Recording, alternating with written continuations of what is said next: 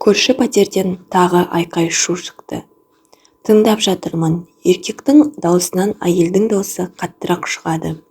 Бірін-бірі боқтаған еркек пен әйелдің даусы подъезді алып барады. Шыдай алмадым. Барып есіктерін қақтым. Өйткені бұл отбасыны танимын. Мұнда көшіп келгендеріне көп бола қойған жоқ. Күйеуінің аты Шалқар, әйелінің аты Ақмарал. 2 баласы бар. Шалқар таксист. Таң атпай жаман Нексиясына мініп, қоқайып кетіп бара жатады. Кешке келе жатады. Ақмарал былайша айтқанда домохозяйка сияқты 2 баланы қарап аулада жүргені.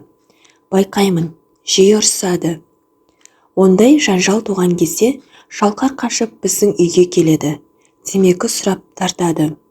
Оны мұны айтып мыжып отырғаны. Әйелінің ашуы басылдау дегенде ғана үйіне барады. Бірақ бүгінгі дау бұрынғыдан бөлек сияқты. Содан кейін ғой шыдай алмай есіктерін қаққаным. Есікті Ақмарал ашты. Бұрқылдап сөйлеп жүр. Сүмелек, мені жезөкше көреді екенсің ғой. Төсекте айт, бүйт дегендеріңді көшеде танысқан салдақыларыңа айт. Соларға бар. Бөнесей, төсекте маған алай жаса, бұлай жаса дейді. О, сорлы, белің дұрыс жұмыс істемесе, мен кінәлімін бе? Мына бір кітапты алып келіпті. Оқы, үйрен дейді.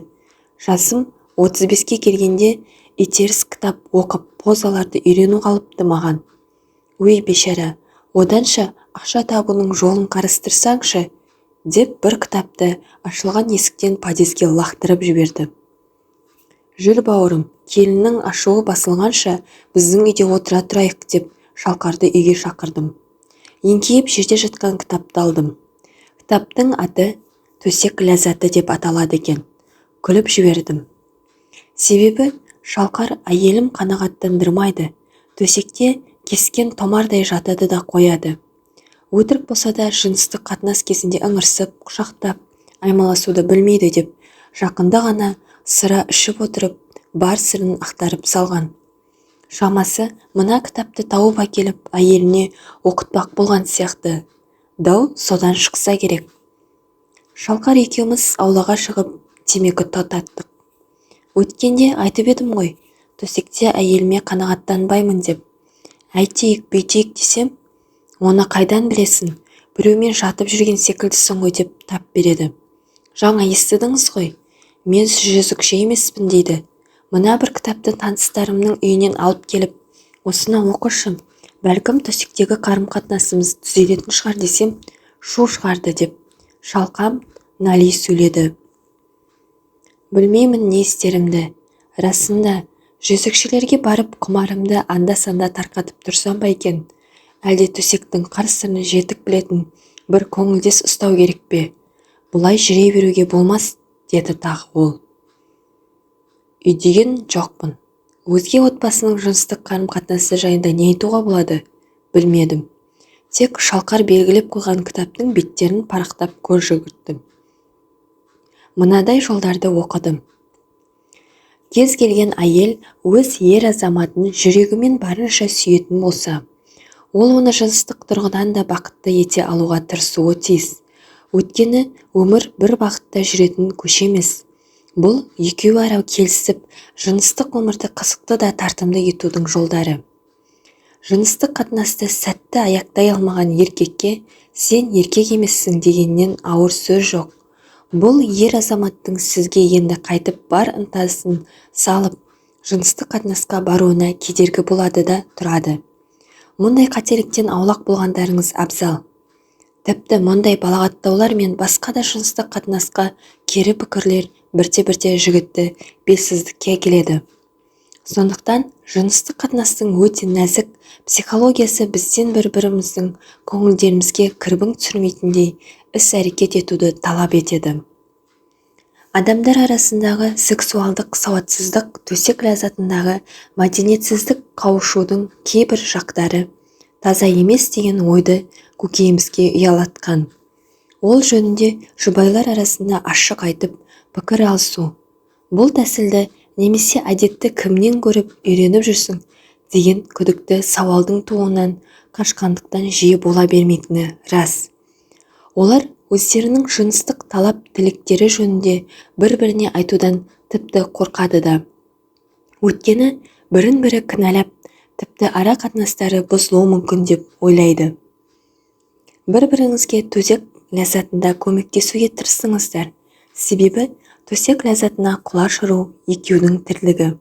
Сондықтан тек қана еркек немесе әйел ол істі басынан аяғына дейін атқарып шығуы керек деп ойлау тым қате. Сіздер бір-біріңізді қанаттандырып, құштарлықтарыңызды қоздырып, бірге қанағат табуға, құшырларыңызды қандыруға тиістісіздер. Сіздің еріңіздің сізге төсек тоятын сыйлай алмауының бірнеше себептері болуы мүмкін. Мүмкін, бұл оның кінәсінен немесе екеуіңіздің де кінәңізден болуы мүмкін. Бірақ қалай дегенде де сіз ғана бұл жағдайға ықпал ете аласыз. Әйелдің кескен томардай серейіп жатпай, еркектің қимылдарына өзі де жауап беріп, оның аспабына қарсы өзінің асыл тұңғиығын тосып, қарсы қимылдармен көмектескені жөн.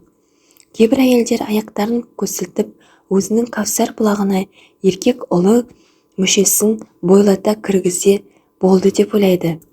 Қайталап айтамын, бөкселеріңізбен адуынды жұмыс істеп, еркектің аспабына өзіңіздің асыл тұңғиығыңызды тоса қимылдауыңыз қажет. Егер де әйел мұндай қимылдарды ұят санаса, қимылдамастан төсекте тыныш жатса, онда жыныстық қауышудың әншейін жұбайлық борыш ретінде ғана болғаны. Және ерте ме кеш пе еріңіздің сізбен жасалатын қауышудан тоят ала алмағандықтан басқа жерден ләззат іздеуіне сара жолды салып беруіңіз мүмкін. Тіпті ол өзге әйелге кетіп қалуы да ықтимал. Сондықтан төсекте тоят алу шеберлігін меңгере білу ер адамның сүйіспеншілігін еселеп арттырып, оны өз жаныңызда ұстаудың бірден-бір көзі болып табылады. Сол себепті көрпе асты ойынын өзгертіп, өзіңіздің жұбайыңызды құшақтап, аяқтарыңызды айқастырып, оның ырғағына қарай қимылдасаңыз, жаныңыз жай тауып, керемет ләззаттанып, рахат шыңының ұшар басына шығасыз. Төсек ләззаты осылай дейді. Мұндай дәлелді дүниеге ешкім дау айта қоймас. Қажет кітап. Расында, қуаты сыртқа теуіп тұрған еркектердің жарынан немесе сүйгеніне неге теріс айналып, өзгеге ынтық болатыны түсінікті болды. Әйелдің кінәсі. Егер де әйел төсекте күйеуінің ыңғайына жығылып, оның ләззат алуына, өзінің де ләззат алуына жағдай жасаса, ешқандай еркектің бөтен қатынға бармасы анық. Сіз не дейсіз? Сіз әйеліңізден ләззат аласыз ба? Сіздерше, әйелдер қауымы, күйеуіңізді төсекте риза етуге даярсыздар ма?